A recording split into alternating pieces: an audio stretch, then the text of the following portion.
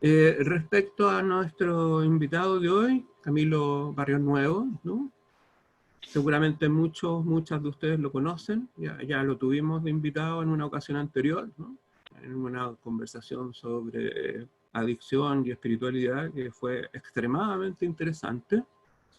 En fin, y ahora lo tenemos en esta, que es una reflexión junguiana sobre la situación actual. En fin, Camilo es psicólogo, formado en la Católica, es magíster en la Universidad de Chile, en psicología humanista y en humanista y junguiana, digamos, ¿no? Hizo después un magíster en el Boston College, que es una muy prestigiosa universidad norteamericana. Es un magíster en teología, ¿no? En ciencias de la religión, más bien dicho, ¿no? Es psicoterapeuta, es profesor en el magíster de la Chile en la que él fue alumno hace años atrás, en fin. Y su mayor interés está en la conexión entre psicoterapia, espiritualidad, religión, trauma, en fin, ¿no? Por ahí.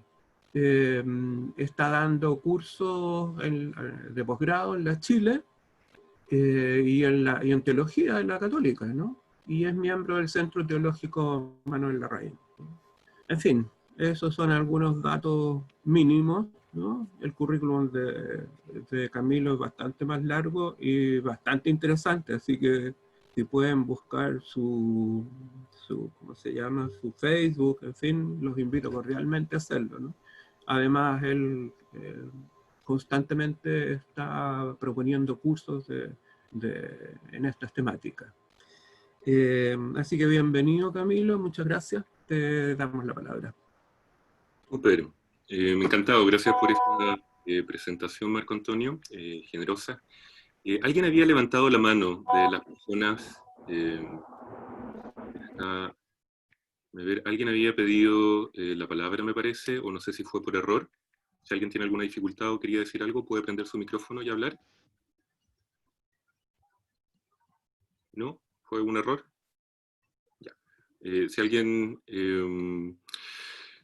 A ver, entonces vamos a hacer lo siguiente. Lo primero es un gusto estar reunidos virtualmente con tantos rostros conocidos. Son tantos que no me alcanzan en la pantalla, ¿no? Entonces tengo más o menos idea de quiénes están como entre acá.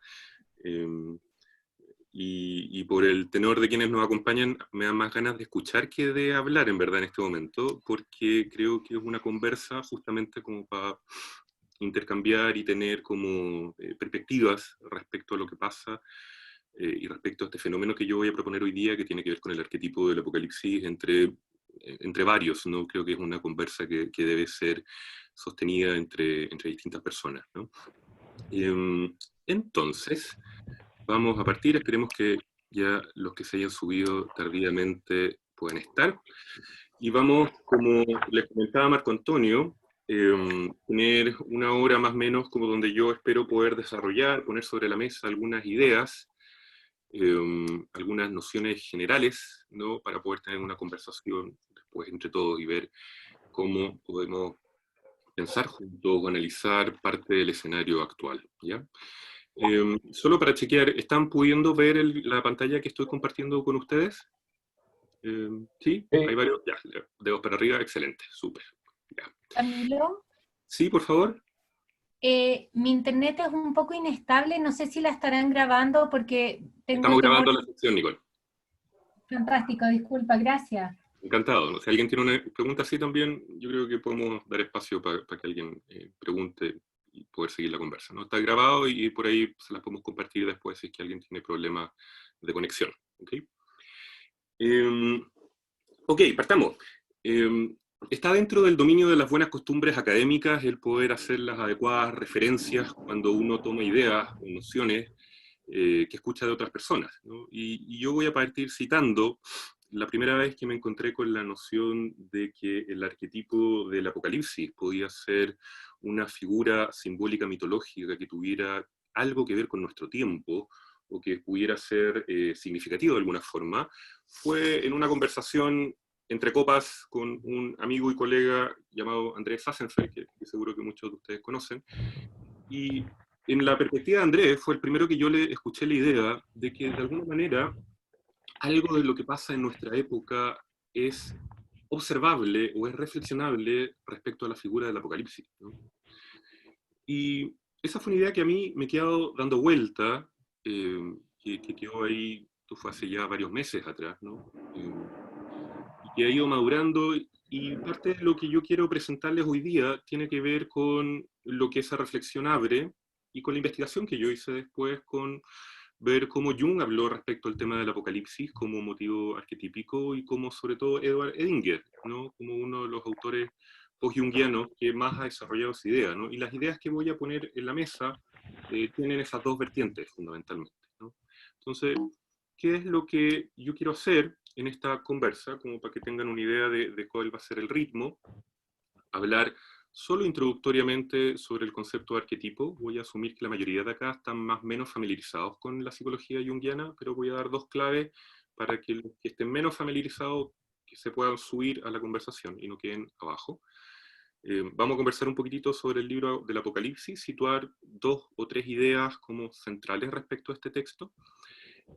Vamos a ver una perspectiva simbólica respecto a cómo se puede mirar psicológicamente el motivo del Apocalipsis, para después traer dicho motivo al contexto de la pandemia y lo que está pasando en nuestro mundo hoy en día, ¿no? Y después quiero reflexionar con tres o cuatro ideas respecto a algunas constelaciones arquetípicas que personalmente considero problemáticas y que están, vamos a decir, presentes hoy en día, ¿ya? Partamos entonces. Solo como para contextualizar, ¿no? Esto bien en términos generales y bien en términos introductorios, ¿no? Vamos a decir de que el mapa de la psique que nace de la psicología analítica, como ustedes saben, o la mayoría de ustedes saben, tiene cierta particularidad cuando uno lo compara con el resto del pensamiento de la psicología clínica contemporánea, ¿no? Vamos a decir, una de las formas de poder ver qué es lo novedoso, qué es lo singular de este mapa que nos entrega Jung respecto a la psique-alma, ¿no? Tiene que ver con los distintos niveles topográficos de la psique, ¿no? Que quiere decir que, a ver si logro tener herramientas acá para mover acá. Claro, básicamente, perdón, ya. Básicamente tenemos un nivel que tiene que ver con la conciencia, con el funcionamiento del yo, un nivel que corresponde al inconsciente personal, el cual fue estudiado o puesto sobre la mesa de Freud en adelante, y es parte del acervo teórico de la psicología clínica, y tiene este nivel que corresponde a lo que se llama la psique objetiva, ¿no? O la psique que tiene una connotación transpersonal, vamos a decir, que nos conecta como seres humanos los unos a los otros, ¿no? Que es el nivel del inconsciente colectivo. Y a diferencia de otras psicologías, Jung va a poner dos lugares que van a articular dentro de su estructura de la personalidad, ¿no? Vamos a hablar del lugar del yo, que corresponde con el yo consciente, y hay un centro, va a postular Jung, que habita en lo inconsciente colectivo y que tiene que ver con la imagen del self, ¿no? Que sería, entre otras cosas, un centro organizador de la psique profunda, un arquetipo de la psique. Esto es una forma, ¿no? Un patrón experiencial que se corresponde con lo que en la tradición judeo-cristiana se ha llamado el imago Dei. O sea, el self de alguna forma dialoga con la noción del Cristo interior de San Pablo, y dialoga con la noción de que Dios habita en el alma o en la profundidad de cada ser humano, ¿no? En ese sentido, parte central de la dialéctica junguiana, ¿no? De lo que implica convertirse en ser humano, implica un encuentro entre el yo como representante de la conciencia y el self como ese núcleo esencial que habita en cada persona, ¿no? Y de ese encuentro se trata el camino de la vida, ¿no? Entonces esto es importante para tenerlo en mente, y de nuevo solo lo menciono por si es que hay alguien que está menos familiarizado con la psicología junguiana, porque la noción de self, como la imagen de Dios en el hombre, en lo humano, va a ser central o muy relevante para poder entender de qué se trata el arquetipo del Apocalipsis, ¿no? Un segundo punto, para poner en la mesa a modo introductorio, tiene que ver con la noción de arquetipo, ¿no? Estos arquetipos del Apocalipsis, que estamos hablando cuando hablamos de arquetipo. Vamos a decir dos cosas, al menos, de nuevo, acá voy a estar siguiendo a Edinger bien de cerca, y creo que son dos acentos que dan una aproximación interesante a cuál es su perspectiva. Primero, es un patrón de la psique colectiva, ¿no? Por lo tanto, el arquetipo corresponde a un núcleo, vamos a decir, o un esquema de una posibilidad de experiencia humana, ¿no? No es un contenido específico, sino más bien es como un molde, ¿no? Jung muchas veces habla del correlato espiritual de los instintos. En ese sentido, es algo que uno puede conocer como objeto. Yo conozco, es decir, dentro de los esquemas, dentro de los arquetipos que Jung más desarrolla, el arquetipo de la madre, el arquetipo del padre, del viejo sabio, son cognoscibles en tanto objetos de la psique colectiva. Por otra parte, el arquetipo tiene una autonomía y un dinamismo el cual va a influenciar la conducta del yo. Cuando se manifiesta, se va a manifestar y lo vamos a experimentar en tanto un otro que habita en la psique profunda, ¿no? En ese sentido, Edinger va a afirmar, aparece en tanto sujeto, ¿no? En tanto una experiencia que tiene una energía que es luminosa, espiritual, y que puede moldear e influenciar el comportamiento humano. Entonces, eso bien en sencillo, bien en resumido o introductoriamente, vamos a entender por lo arquetípico. Ahora, si damos un paso más y miramos un poco el Apocalipsis, el libro del Apocalipsis, para poder entrar en terreno de qué quiere decir el arquetipo del Apocalipsis, que es el tema de hoy día, vamos a decir que la etimología del Apocalipsis ya nos conecta con algo relevante de entender. Porque en términos de uso popular del término, cuando alguien habla de algo apocalíptico, generalmente tiene esta idea de algo como de acabo de mundo, una gran desgracia, una tragedia, un cataclismo, algo que va a irrumpir y que va a destruir la existencia humana tal como la conocemos. Vamos a ver que eso es parcialmente cierto, ¿no? Y digo parcial porque, sobre todo si vamos a la etimología de la palabra, y vemos que apo tiene que ver con separar, alejar o quitar, y calipto, ¿no? Con esconder, cubrir o esconder, vamos a decir que el apocalipsis implica el quitar un velo o un develar, ¿no? Una revelación, o sea, algo que ha estado escondido deja de estar escondido y es perceptible, comillas, a simple vista, ¿no? Entonces,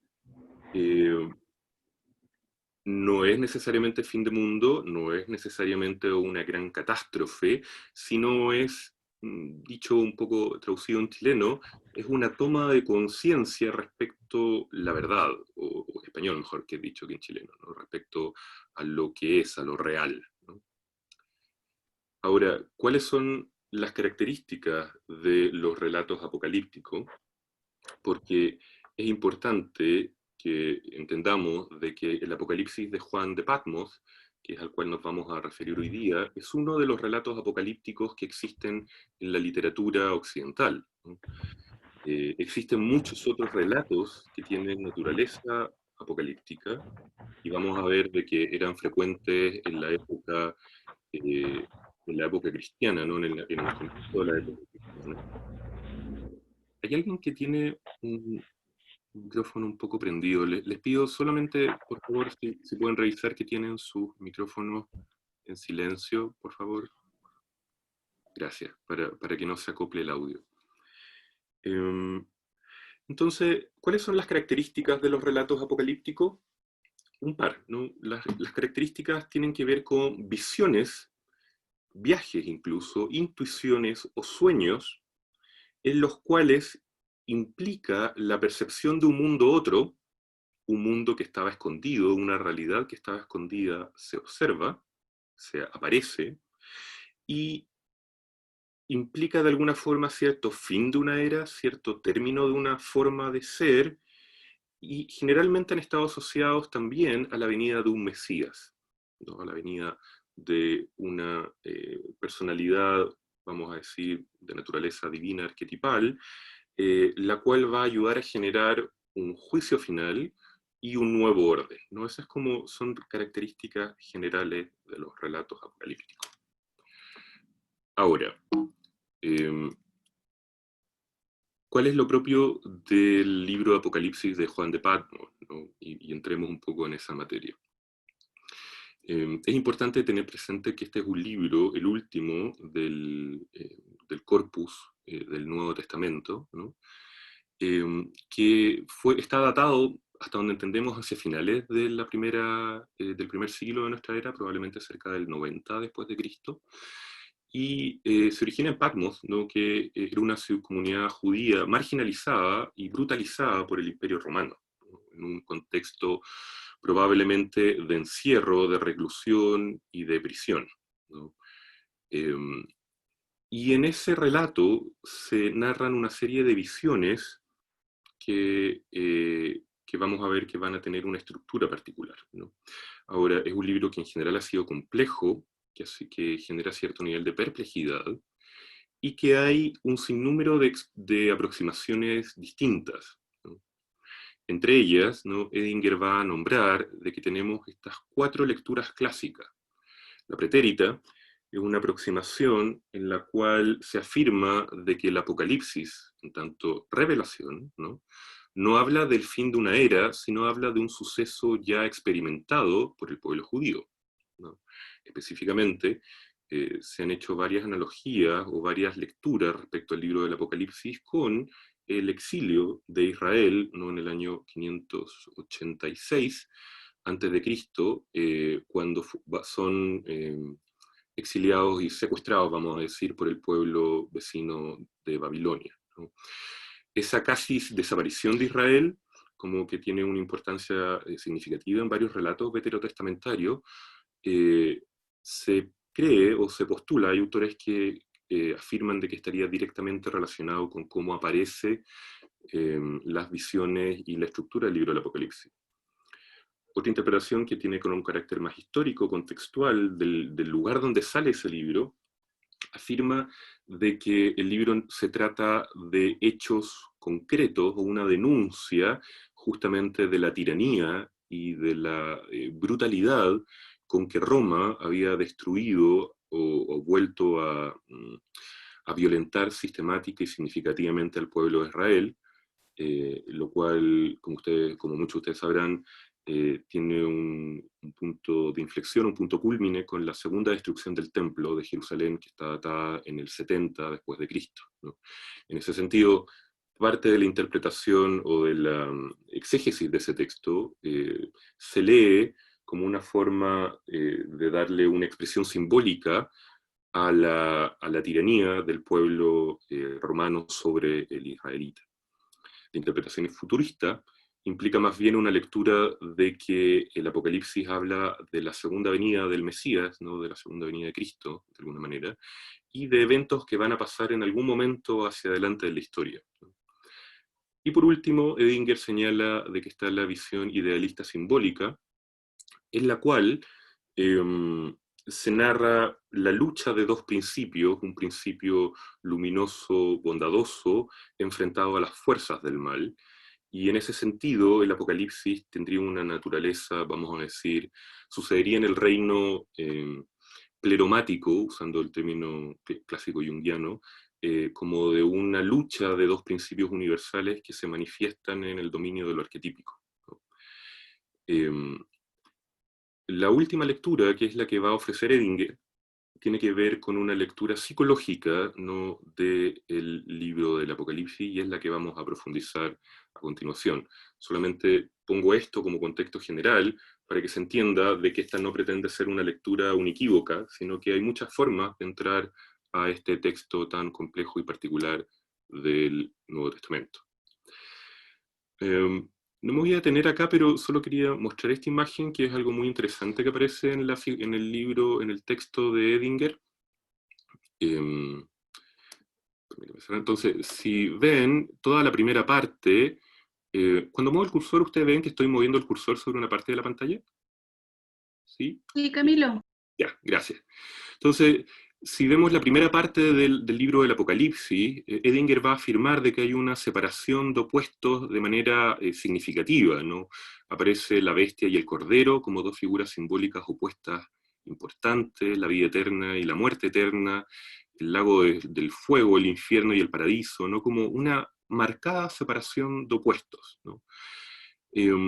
Tenemos el momento del juicio final, donde hay vamos a decir, un discernimiento, ¿no?, respecto a la humanidad y respecto a lo que está pasando en el escenario simbólico del Apocalipsis, y que también implica un tercer momento donde hay una destrucción, donde vienen también los famosos jinetes, vienen las plagas, vienen terremotos, se incendian un tercio de las selvas del planeta, ¿no?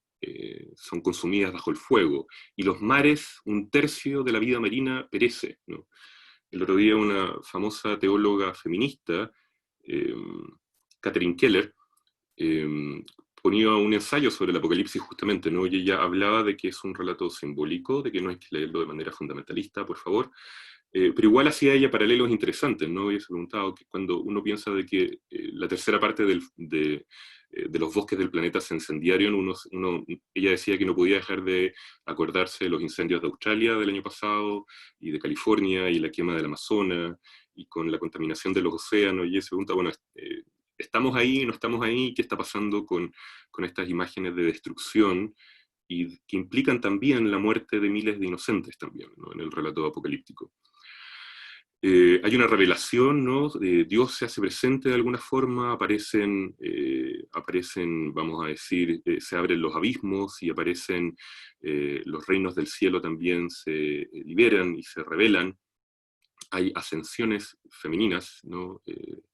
De una figura similar a la Virgen de alguna manera, y hay momento final de unión de opuestos, ¿no?, donde tenemos un hierogamos, un mandala, o wellness, dice acá, que no se alcanza a entender, que implica la totalidad, ¿no? Parte de ese es el esquema que Edinger va a hacer. Esta figura, ¿cómo lo decimos en sencillo? O ¿cómo lo decimos un poco más aprehensible, más entendible? Traduzcámoslo en 4 momentos, ¿no?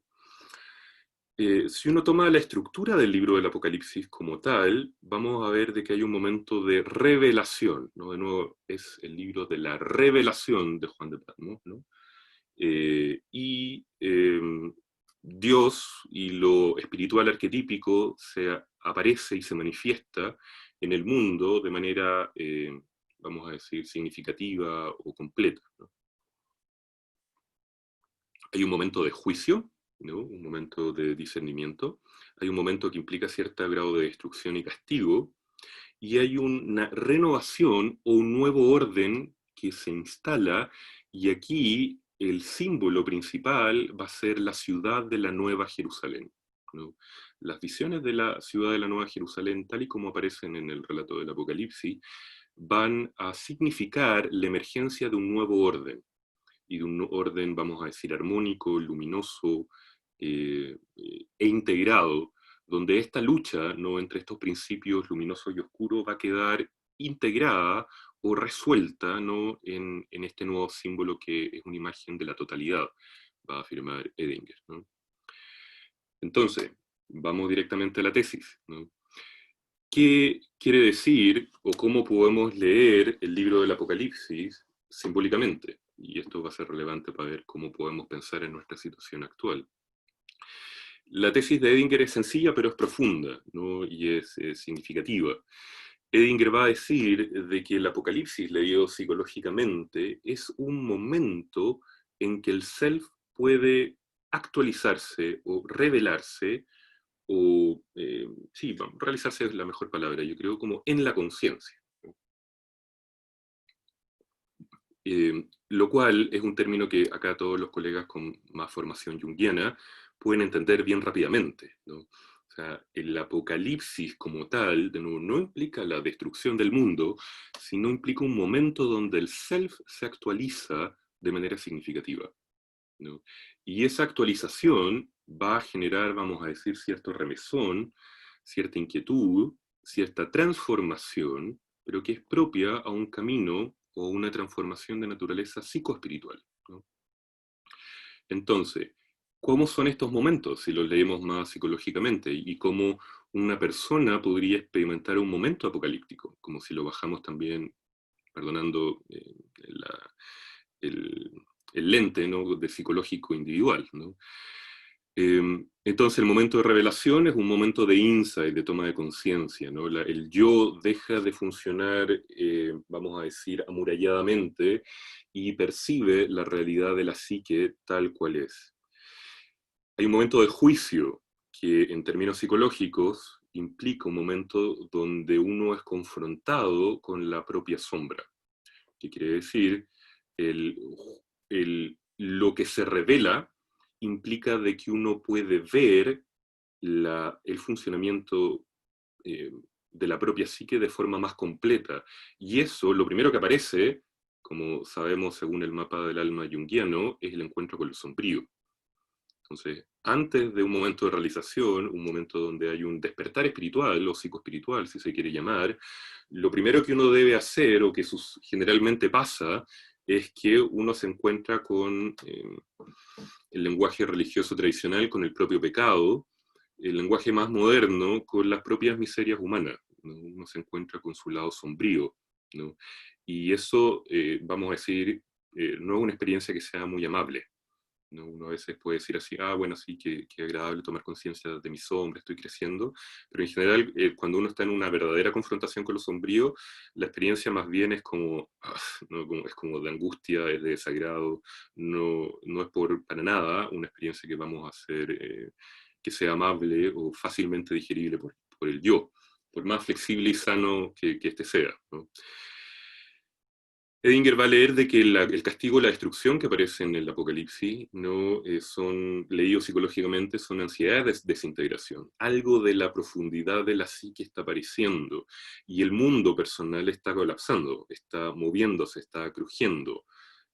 Tengo la sensación de que se me está acabando la vida, ¿no?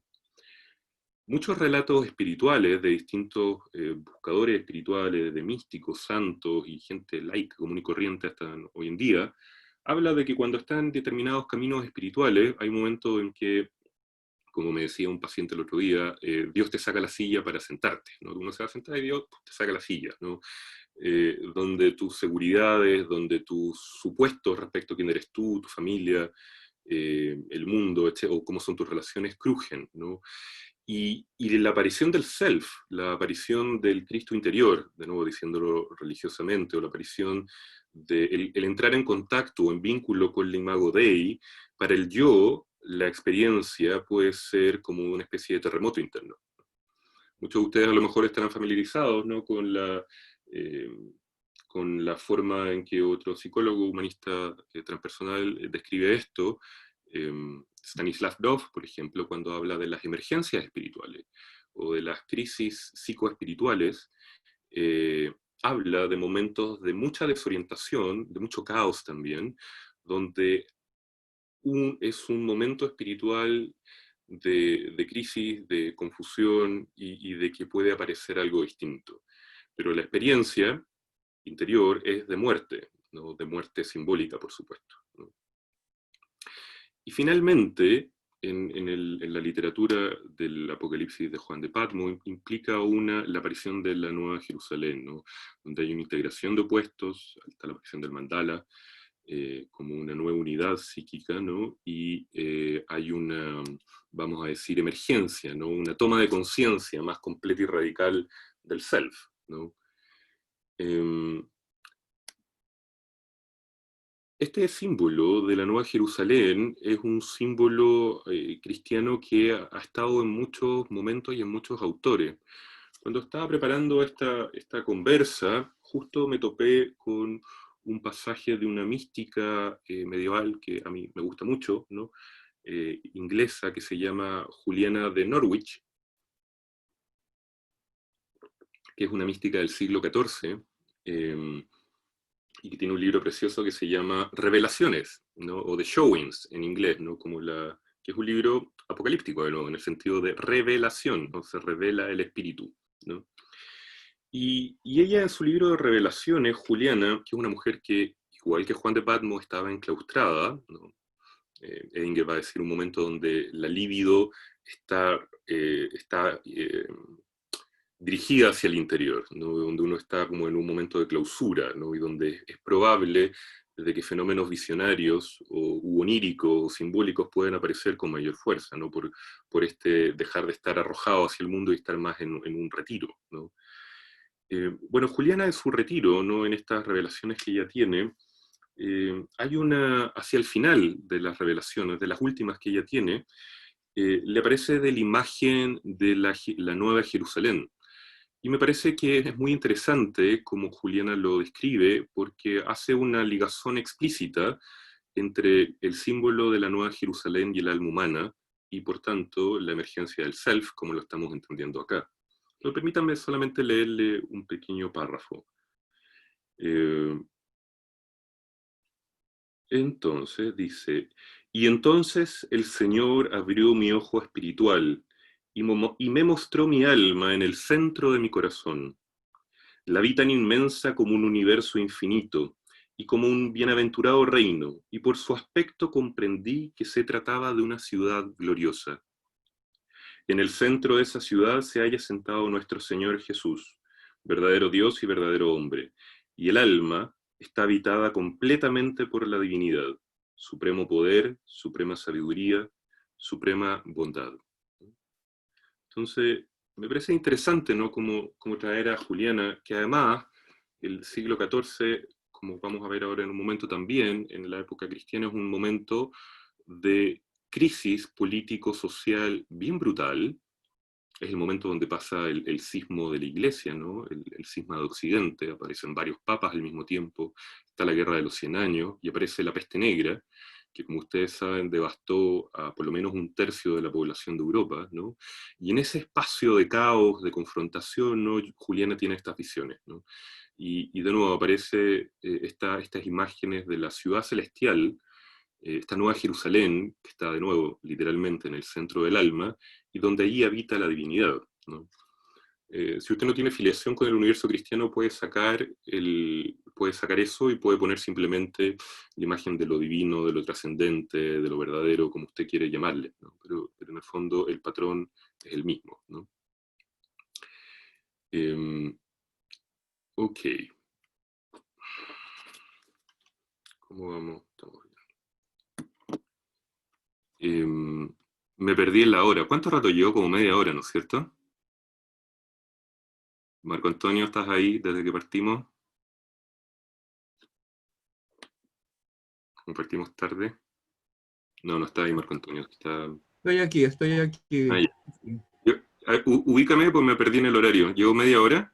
Más o menos, llevas Ya. más o menos media hora. Súper, ya. Ok, gracias. Perdón por eso. Aprovecho de pedirte que si puedes dejar entrar a los que están en la sala de espera. No me apareció ningún mensaje. A ver. Ah.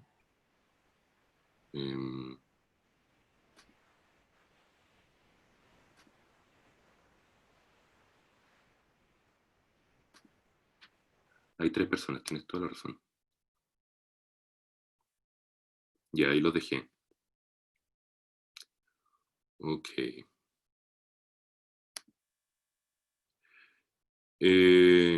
Ya. Entonces, sigamos. Sin embargo, o no sin embargo, mejor dicho, el apocalipsis como arquetipo, la tesis de Edinger y la tesis de Jung, voy a adelantar ya, es que es vamos a decir, es un arquetipo que está particularmente presente en nuestro tiempo. Vamos a llegar a eso. Sin embargo, ahí sí, no es el único momento de la historia de la humanidad donde ha sido un arquetipo que ha tenido cierta fuerza, ¿no? Al menos, déjenme solamente como en términos de ilustrar parte de la conversa, decirles de que o reflexionar, mejor dicho, sobre características de dos otros momentos donde este arquetipo ha estado presente, constelado de forma significativa, ¿no? ¿Hay alguien que me parece que prendió el micrófono? O a lo mejor de los amigos o amigas que llegaron al final. Si pueden silenciar el micrófono. Ahí parece que está. Entonces, Jung creía, de hecho, de que nuestra época de alguna forma se parecía a la época de antes de la llegada de Cristo. La época de los escritos intertestamentarios es una época que más o menos son 2 o 3 siglos antes del nacimiento de Cristo, en la cual se escribieron muchos evangelios apócrifos que no fueron integrados ni en el Antiguo Testamento ni en el Nuevo Testamento, ¿no? Es una época como de entremedio, ¿no? Y es una época que tiene ciertas características bien particulares, ¿no? Empieza a aparecer con mayor fuerza la idea de que iba a venir un Mesías, empiezan ciertos relatos sobre la realidad del mal y lo demoníaco a habitar mucho más en Israel comparado con tiempos pretéritos, ¿no? Y es una época donde había una expectativa de que algo iba a pasar de manera significativa en torno a la relación de Dios con la humanidad, va a decir yo. Ahí está. Gracias.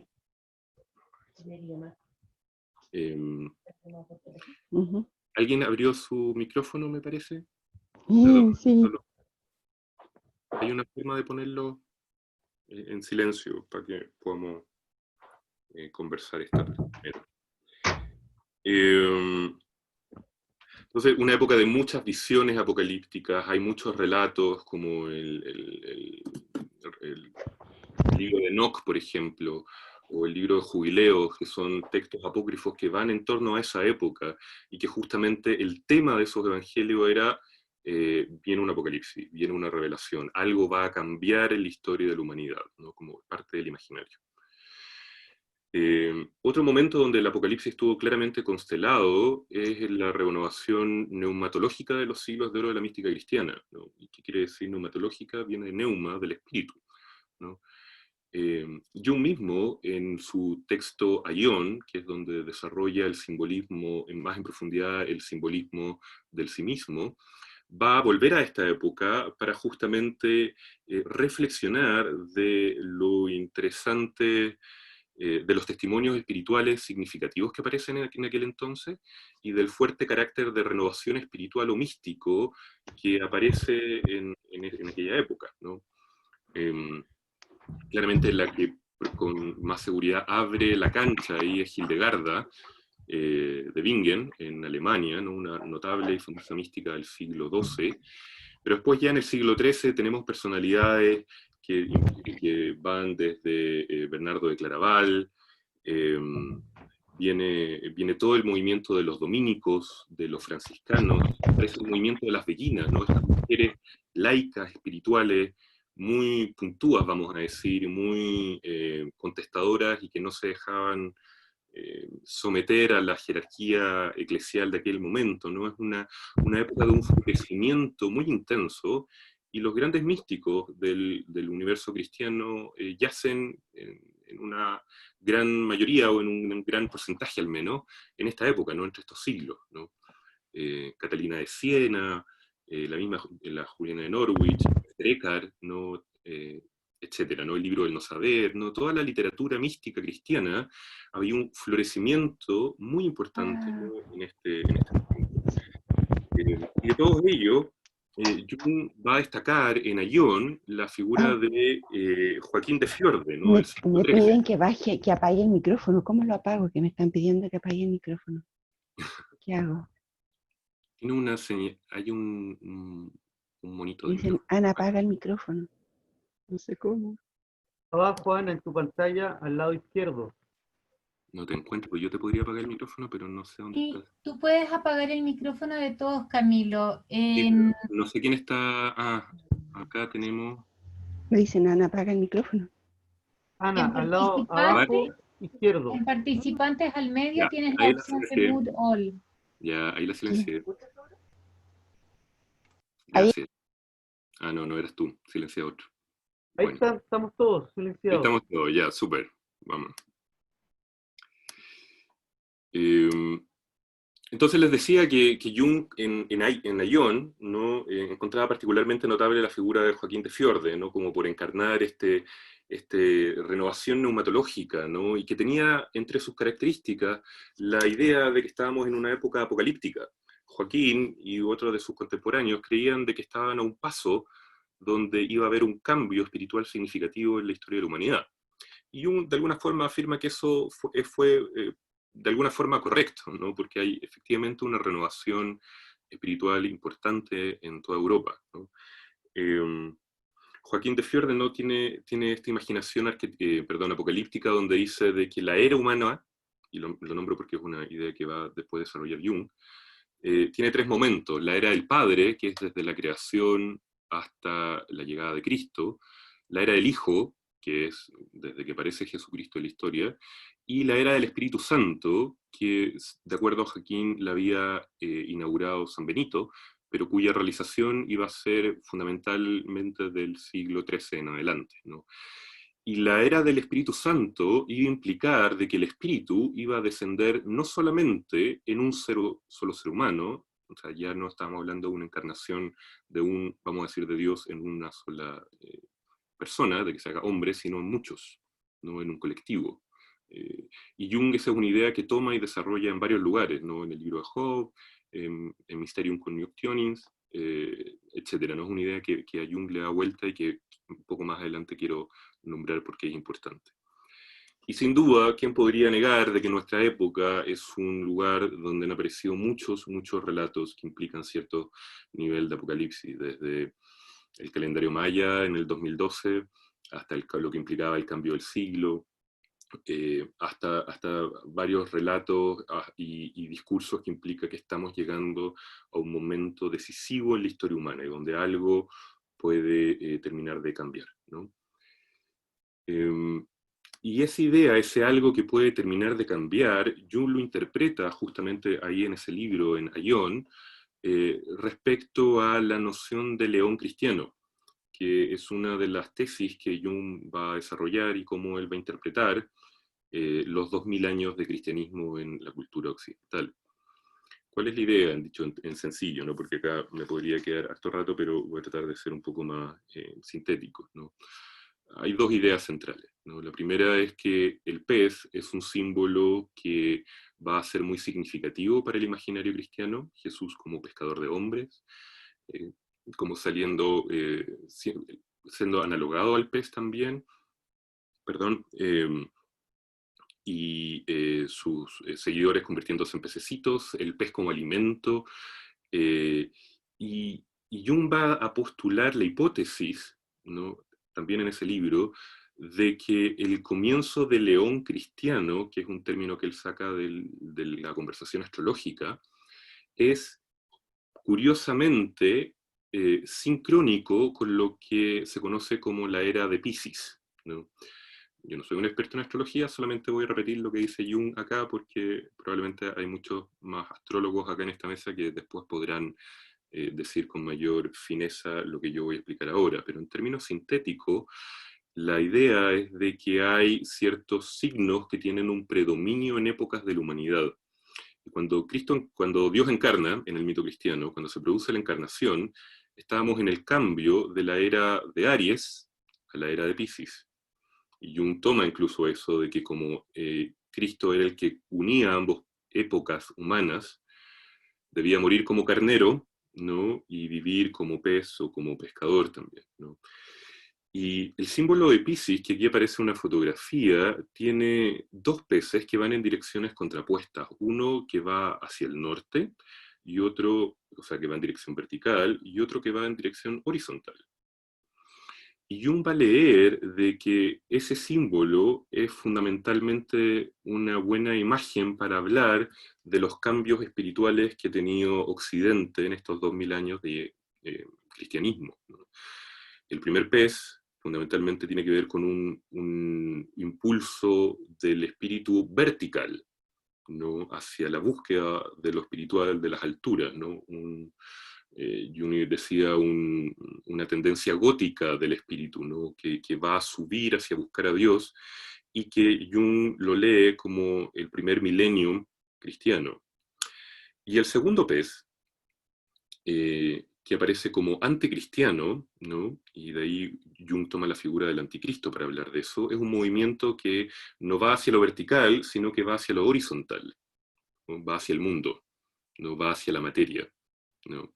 En ese sentido, él lee el cambio, ¿no?, en el paradigma del segundo milenio, sobre todo desde el Renacimiento a la modernidad en adelante, como el predominio de una época, comillas, anticristiana o anticrística, si queremos estirar un poco más la imagen, en el sentido de que lo que va a primar es la búsqueda del conocimiento terrenal, de la materia, del mundo, vamos a decir, el paradigma científico y quizás el cientificismo como forma de expresión máxima de esta tendencia psíquica hacia volcarse hacia la naturaleza y lo horizontal. Y Jung creía de que entonces había una interesante sincronía entre este eón cristiano y nuestra historia occidental, ¿no?, de los últimos 2000 años, ¿no? De hecho, tengo el Atlas Farnace acá, que es donde aparecen estas configuraciones astrológicas, y aparece este símbolo tal y como se lo estoy contando acá. De ahí Jung lo comenta de esa forma en Aion, ¿no? Entonces, tengo esta cita, ¿no?, como de Jung, para ponerla como en el aire. Va a afirmar de que él creía, ¿no?, de que a la humanidad le esperan acontecimientos que responden al final de una era. Tal como sabemos por la historia del Antiguo Egipto, son fenómenos de transformación psíquica que se presentan al final de un mes platónico y comienzo del siguiente. Son al parecer cambios en las constelaciones de las dominantes psíquicas, de los arquetipos, de los dioses, que provocan seculares transformaciones de la psique colectiva o las acompañan, ¿no? Eso, se fijan, un par de años antes de su muerte, Jung estaba escribiendo este tipo de cosas, ¿no? ¿Cuándo es eso? ¿No? Y astrológicamente corresponde con lo que, en términos populares, además la mayoría de ustedes lo habrán escuchado, que tiene que ver con la era de Acuario, el cambio de la era de Piscis a la de Acuario. Jung creía, o al menos ahí en Aion también lo desarrolla, que la fecha va a depender, porque las fechas astrológicas no son exactas, pero que corresponde a algún momento entre 1997 y el 2154, ¿no? En ese sentido, estamos como en el fin de un ciclo espiritual humano, ¿no? Esa es la tesis junguiana, ¿no? Bajémoslo, ¿no? Vamos para ver si es que lo podemos ir poniendo en concreto, ¿no? ¿Qué tiene que ver esto con la pandemia, ¿no? ¿Cómo podemos leer el arquetipo entonces del apocalipsis a la luz de lo pandémico, ¿no? Si es que la tesis que pone Jung en la mesa y que pone Edinger y que estamos rescatando acá, no es que la pandemia active el arquetipo del apocalipsis, como espero que haya quedado claro, sino que es un arquetipo que ya está en nuestra psique hace harto rato activado, ¿no? Pero la pandemia, y muchos autores están reflexionando sobre eso, de alguna forma ha o acelerado el proceso o lo ha hecho más prístino. Y si es que pensamos de que la pandemia tiene alguna naturaleza apocalíptica, y pensamos que apocalipsis significa revelación o quitar un velo de lo que estaba escondido, psicológicamente eso implica de que aparece la sombra de una forma mucho más intensa. Y vamos a decir también mucho más problemática también, ¿no? Entonces, ¿qué implica eso? Implica de que estamos en un momento donde la sombra colectiva, como Jung la llamaba, o el problema de entrar en contacto con la realidad del mal, es una tensión particularmente aguda, ¿no? Y ciertamente la pandemia ha puesto sobre la mesa y ha hecho mucho más explícita nuestras miserias, nuestro egoísmo, y a cada día vemos consternados como dicen, cuidémonos los unos a los otros, mantengámonos en nuestras casas, y la gente se va en masa a disfrutar de la playita, de cómo hay agresiones o discriminaciones a personas que están trabajando en contextos de alta vulnerabilidad, cómo las élites y las clases empresariales han ocupado a veces esta situación de pandemia para sacar provecho económico o para hacer negocios, etc., ¿no? La lista es alta, ¿no? Entonces, creo que nadie podría negar de alguna manera que parte de lo que nos enfrentamos hoy en día colectivamente es la presencia de lo sombrío en nuestras cotidianidades, ¿no? sino diría en qué parte en qué parte del mito del Apocalipsis estamos. Probablemente estamos claramente no en la emergencia de la Nueva Jerusalén, sino en un momento más que implica la activación de la sombra colectiva de una forma mucho más explícita. Y con lo que estamos lidiando psicológicamente tiene que ver con eso, ¿no?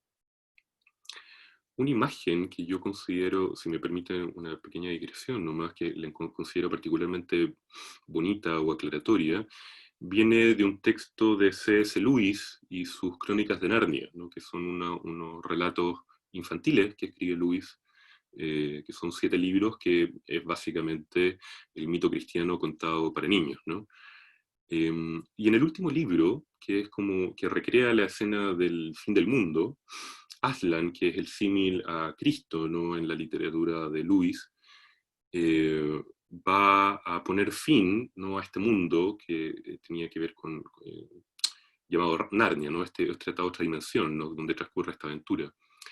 Y una parte de la historia de ese momento que es particularmente interesante a la luz de que estamos hablando, es cuando toda la creación, todos los seres humanos de Narnia, bestias, animales y criaturas, se enfrentan y pasan y se confrontan con el rostro de Aslan, del león. Y es interesante como Luis lo pone, ¿no? Porque uno a veces se imagina como un juicio que viene desde afuera, como dice, tú eres culpable o tú eres inocente, etc. Pero la forma como él lo pone poéticamente a mí me parece que es bien bonita y bien iluminadora, porque él dice, ante la presencia de lo real, ante el rostro del león, va a decir Luis, la gente, lo que más prima en su alma, se va a traslucir en su rostro. Y algunas de las criaturas que van a ver a Aslan van a tener expresiones de miedo, de odio, de desesperación, de rechazo, de asco, etc. Y van a ir hacia un lado.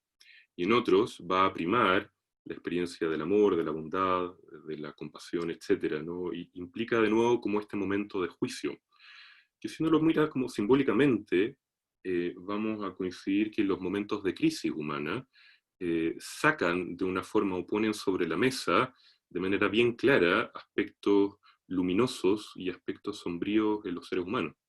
Y claramente en este momento de pandemia tenemos un montón de historias notables de gente que en este momento apocalíptico o de revelación actúa guiado por principios universales, por la compasión, por el amor, por la solidaridad, etc. Y otros que hay cosas que manifiestan que tienen otro caliz, otro matiz, vamos a decir, ¿no? También es una imagen más de la literatura como para hacerla dialogar con lo que estamos conversando, ¿no? Otro junguiano, hace poco, hace como un mes atrás, y probablemente la mayoría de ustedes puede haber leído ese artículo, Murray Stein, escribió, ¿no?, en sus redes sociales de que él consideraba de que la pandemia de alguna forma tocaba la imagen del Umbra Mundi, ¿no? Y el Umbra Mundi corresponde psicológicamente también con lo que estamos hablando, un momento de constelación de una sombra universal colectiva, ¿no? El Umbra Mundi es como el paralelo, el hermano gemelo del Anima Mundi, pero su hermano gemelo oscuro, ¿no? E implica esta cosa vamos a decir, como una imagen que Jung también toma de la alquimia, que tiene que ver con el sol negro, ¿no? Un momento donde de alguna forma el acceso a la divinidad está tapado por nubes, ¿no? Y hay una sombra que recorre el mundo, ¿no? Una ausencia de lo divino y un momento de constelación de lo sombrío, probablemente de desesperanza, de confusión, de estar en tinieblas y de no ver, porque el Umbra Mundi implica justamente un momento de oscuridad, de incertidumbre y de no entender mucho qué está pasando, ¿no? Como es un momento bien, de muy poca claridad de alguna forma, ¿no? Y por último, déjenme comentar 2 ideas, porque de ahí me gustaría más que conversáramos y pimponeáramos,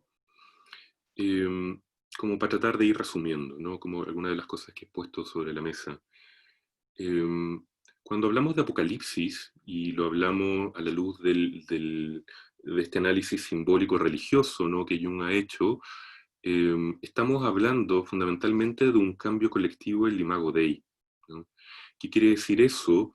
Que si es que de alguna forma nuestra época se parece a la época, vamos a decir, del antiguo Israel, de Palestina, ¿no?, previo al nacimiento de Cristo, como un momento arquetípico, ¿no? Donde justamente, dicho el lenguaje cristiano tradicional, Dios decide entrar en la historia de la humanidad. Jung creía, y así lo desarrolló en varios lugares, de que eso debía pasar nuevamente. Y de hecho uno puede ver de que su idea máxima, o una de sus ideas más importantes, que es el proceso de individuación, es cómo uno permite el nacimiento de la divinidad en el propio corazón, ¿no? Y lo cual corresponde con lo que innumerables místicos cristianos y de otras tradiciones también han postulado, ¿no? Que el camino individual humano es un camino donde debemos darnos cuenta o recorrer el camino hasta que descubrimos al Dios que habita en el propio corazón, ¿no? El sentido de la vida, ¿no? Para la mística cristiana es justamente la esperanza de poder realizar la unión mística, ¿no? Este momento donde el yo, o el alma, dicho en lenguaje religioso cristiano tradicional, tiene un matrimonio espiritual con Dios, ¿no? De nuevo, Eckhart, Teresa de Ávila, Catalina de Siena, etcétera, como los grandes místicos de la tradición cristiana, han explicado cómo es ese camino, ¿no? Cómo es el camino que recorremos hasta darnos cuenta de que la divinidad habita en el propio corazón, ¿no? Y Jung creía de que eso leído psicológicamente es la realización del self, ¿no? Que implica el proceso, el camino de individuación, el reconocimiento de que este Dios escondido habita en nuestro interior y que el yo tiene que establecer algún tipo de vínculo y de encuentro, ¿no? De transformación, ¿no?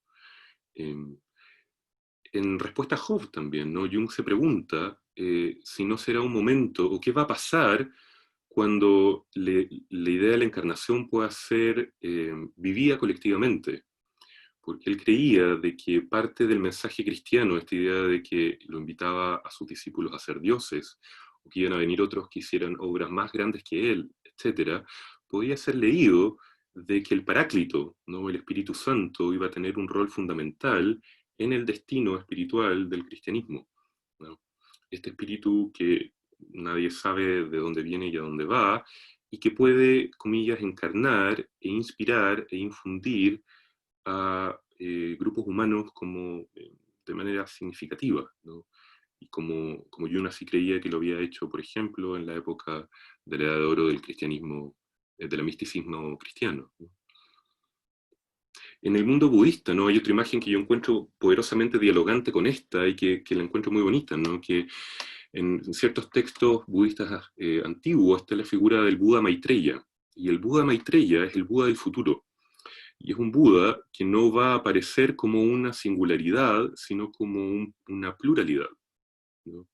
El Buda Maitreya, este Buda del futuro, como aparece en algunos textos, es un Buda que va a ser realizado no por uno, sino por muchos, ¿no? Un momento donde el espíritu va a encarnar y se va a manifestar en muchos seres humanos, ¿no? ¿Y cómo se ve esto concretamente? Solo quería mostrarle dos casos clínicos o dos viñetas clínicas que podían a lo mejor ilustrar parte de esta conversación, ¿no? La primera de unos años atrás, de una persona que yo estaba acompañando en un contexto, vamos a decir, de trabajo con estados amplificados de conciencia, y esta persona tiene la siguiente visión, ¿no? Que se las voy a leer, que dice: de pronto sentí que el cielo se abría, lo vi abriéndose majestuosamente, descendía la voz de Dios sobre los hombres. Estábamos a las puertas de una resolución. Dios se revelaría a los humanos de manera definitiva e inequívoca, y nos daríamos cuenta como raza de una vez y para siempre de su existencia, y de la larga cadena de creación de la que somos parte. Vi a Dios descendiendo sobre los hombres y el Espíritu haciéndose presencia, carne y realidad.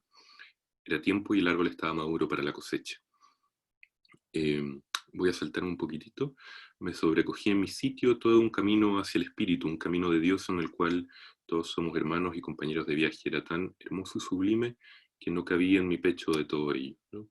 Entonces, eso es como una viñeta visionaria que tiene una naturaleza también apocalíptica, ¿no? Porque el apocalipsis de nuevo implica la realización del self, y claramente algo de esta imagen tiene que ver con dicho proceso psíquico.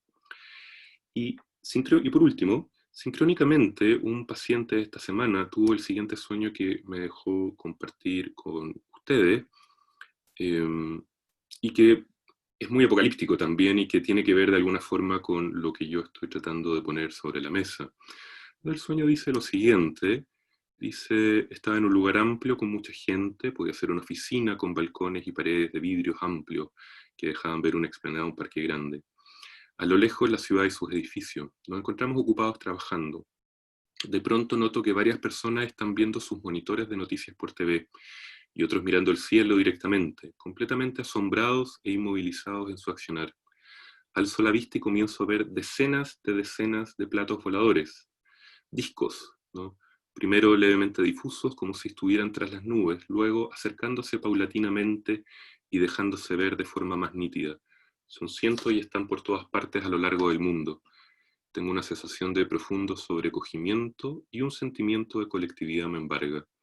Experimento la aguda certeza de estar viviendo un punto de quiebre, un momento de inflexión radical en la historia de la humanidad que va a redefinir nuestra relación con el mundo, con la existencia, cómo nos vinculamos entre nosotros y la forma de concebir nuestra relación con Dios y el universo. Me conmueve sentirme chiquitito y a la vez saberme parte de esta humanidad compartida que se estremece con este despertar, de comprobar de una vez y para siempre que somos parte de algo mucho más grande, profundo y misterioso. Y en la segunda parte del sueño, no se las voy a leer para no latear, solamente decir de que hay un encuentro con estos seres y que eran seres que de alguna forma estaban viejos y que tenían dificultades para reproducirse. Veía a estos extraterrestres en la Tierra, en el sueño, esta persona, y se da cuenta de que habían bajado a la Tierra, encarnado, ¿no? Porque necesitaban de cierta renovación, ¿no? Decía de que solo el 5% de los encuentros eróticos en este planeta extraterrestre terminaba en vida, y que de alguna forma sentía que eran como seres agonizantes de alguna manera, muy viejos, ¿no? Y que habían llegado a la Tierra porque justamente nos necesitaban de alguna forma, no necesitaban la exuberancia de la vida humana y terrestre, y nosotros podíamos necesitar su sabiduría y su visión más vieja, antigua, ¿no? Entonces, si se fijan, ¿no?, en este sueño, como de esta semana, ¿no?, que está fresquito, aparece de nuevo un contenido que es apocalíptico, y que si que uno le quita el lenguaje del ovni y lo lee en clave religiosa, no es ni más ni menos que el viejo mito donde el padre decide renovarse en el hijo. El padre que está agonizante, que está viejo, que necesita entrar en la historia y que necesita la humanidad, ¿no? Meister Eckhart en alguna parte por ahí atrevidamente dijo, Dios nos necesita, ¿no? Y necesita a la humanidad. Jung dijo una cosa similar cuando decía lo inconsciente, lo irracional de Yahvé quiere hacerse hombre, quiere hacerse humano, quiere encarnar, ¿no? Y el mito cristiano tiene que ver con ese proceso psicoespiritual, entre otras cosas, ¿no? Cuando la divinidad quiere entrar en la historia y quiere vincularse con el humano. Dicho en clave junguiana, el yo se encuentra con el self. Dicho sea de paso, Jung escribió también sobre el fenómeno UFO y hablaba de que era parte de la constelación del arquetipo del apocalipsis, ¿no? Esta idea de estos círculos mandálicos que aparecían en distintas partes del mundo, que eran nuestra forma moderna, iba a decir Jung, vamos a decir, de ver ángeles o de ver manifestaciones de lo trascendental relacionándose con la vida terrestre, ¿no? Y parte de este sueño, que como les decía, a esta hora actual, toca el mismo mito, ¿no?, pero contado de vuelta. Y ahora sí, con esto cierro. Son dos palabritas sobre un par de constelaciones problemáticas que yo veo. Si estamos en un momento apocalíptico, ¿cuáles son los riesgos de eso, ¿no? Cuando hay emergencia de lo inconsciente colectivo, eso, Jung lo aclaró muchas veces, es un proceso que no está exento de riesgo. Lo primero, la posesión por el arquetipo del apocalipsis. Jung iba a decir, y también Edinger lo iba a seguir, desde que todas las sectas suicidas, desde Charles Manson hasta acá Antares de la Luz, que tienen este tinte apocalíptico, hay una posesión patológica, ¿no?, por este arquetipo que puede tener fines destructivos, ¿no? los testigos de Jehová como pensando en un grupo religioso más grande, y los adventistas del séptimo día como otros cultos religiosos modernos que tienen un lenguaje fuertemente apocalíptico, ¿no? Las profecías mayas, todo ese movimiento intenso que hubo, vamos a decir los ecologistas también, ¿no? Como, no los ecologistas, Edinger va a decir, no los racionales como que están viendo que efectivamente estamos en un momento de crisis, sino los ecofundamentalistas, terroristas, ecologistas, etcétera, como más radicales, que tienen esta noción de una vivencia luminosa, pasional respecto a su vocación ecológica, síntoma al cual uno podría atribuir la presencia del arquetipo, ¿no? Momentos de identificación con lo sombrío, esa es una segunda característica problemática que yo veo, en el cual esta actualización de la sombra puede hacer de que personas se identifiquen directamente con ellos, ¿no? Hay un analista argentino, ¿no?, Chizlowski, que publicaba hace un par de semanas un paper muy interesante donde él desarrollaba esta idea de las imágenes de los vampiros y los zombies, ¿no?, como en nuestra cultura, ¿no? Y veía cómo la imagen del vampiro representa de alguna forma esta élite. No, los vampiros son sofisticados, tienen lujos, tienen mucho poder, son aristócratas, pero que se alimentan de sangre, ¿no?, justamente como dice el mito, y que manipulan y tienen esta especie de plutocracia, ¿no?, como el gobierno de los más ricos. Y quién podría negar que en muchas partes del mundo, sobre todo en Chile, estamos en sociedades donde las élites dominantes tienen esta cosa plutocrática, y donde hay una identificación sombría, ¿no?, como parasitaria, ¿no?, y vamos a decir vampiresca, de alguna forma, en su manera de relacionarse con sus prójimos, ¿no? Y ahí vemos la identificación con lo sombrío.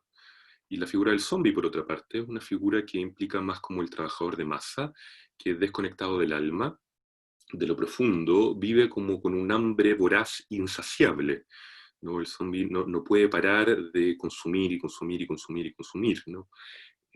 Y qué mejor imagen de lo zombiesco, y por algo las películas de zombie tienen tanto arrastre, porque claramente tocan un patrón arquetípico en nuestra cultura, ¿no?, de aquel ser humano medio muerto, medio vivo, pero desprovisto de alma, ¿no?, y como con una voracidad de consumo irrefrenable, ¿no? También ahí hay una identificación con lo sombrío que es problemática.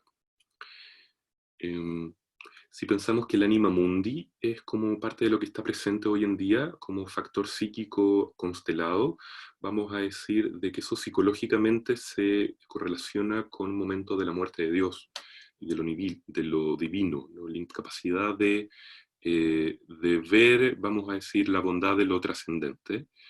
Y ese es un momento donde uno puede ser dominado por sentimientos de depresión, desesperanza, desesperación, ¿no?, en lo cual psicológicamente se corresponde con el motivo del sábado santo en el mito cristiano, ¿no?, un momento donde Dios está muerto, y donde está en el infierno, donde no hay escapatoria, y donde no hay esperanza, y donde el Hijo del Hombre está muerto como hombre, ¿no?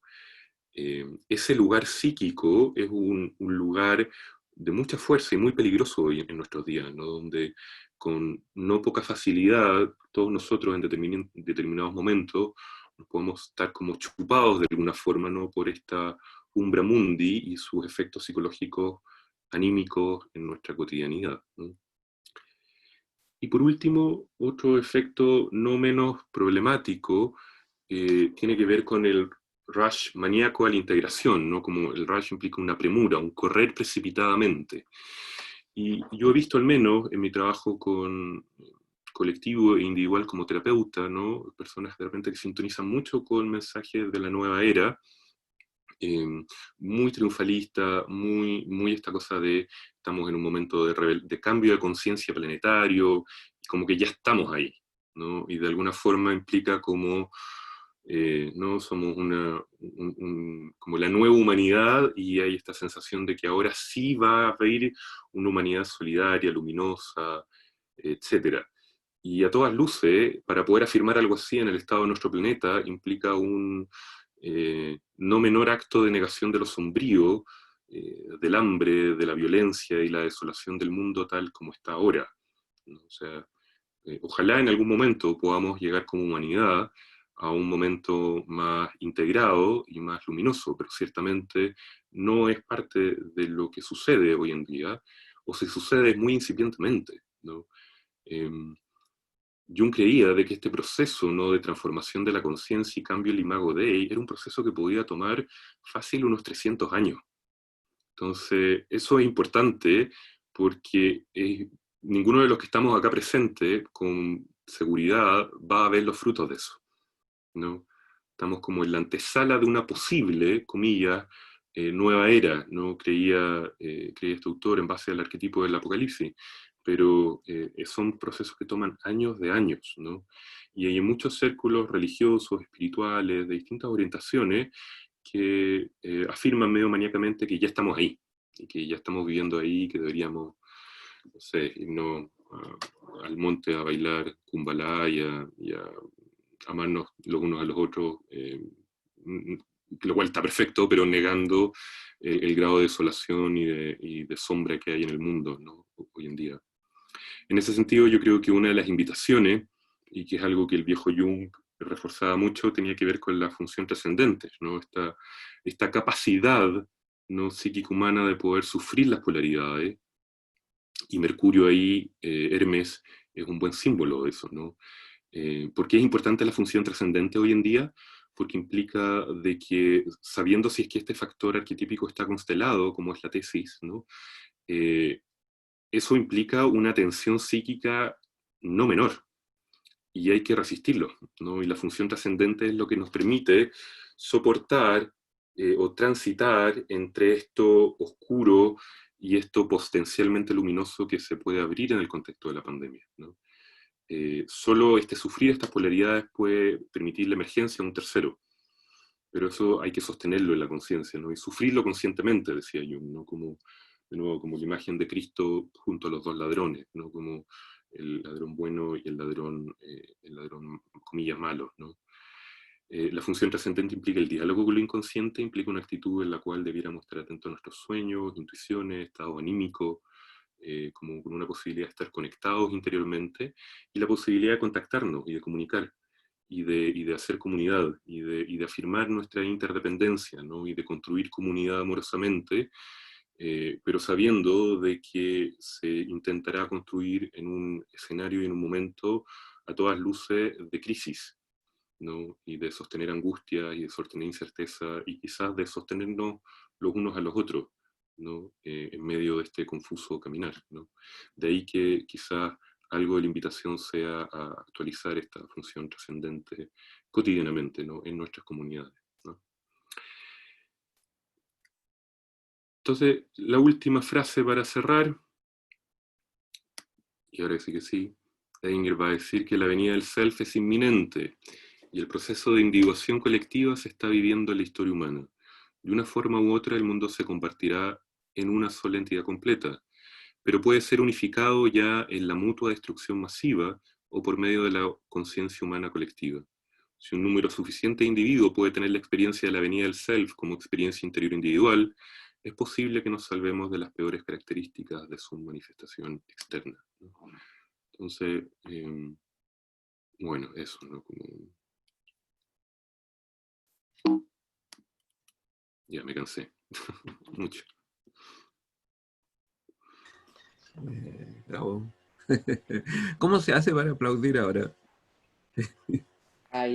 Perdón. Así con las manitas y poniendo el audio. Bueno, está bien, señor. Para que se oiga el palmoteo.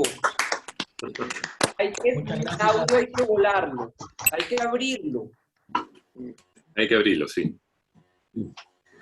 Bien, como les había dicho al comienzo, ahora vamos a hacer un breve descanso, pueden ir al baño, tomar su café.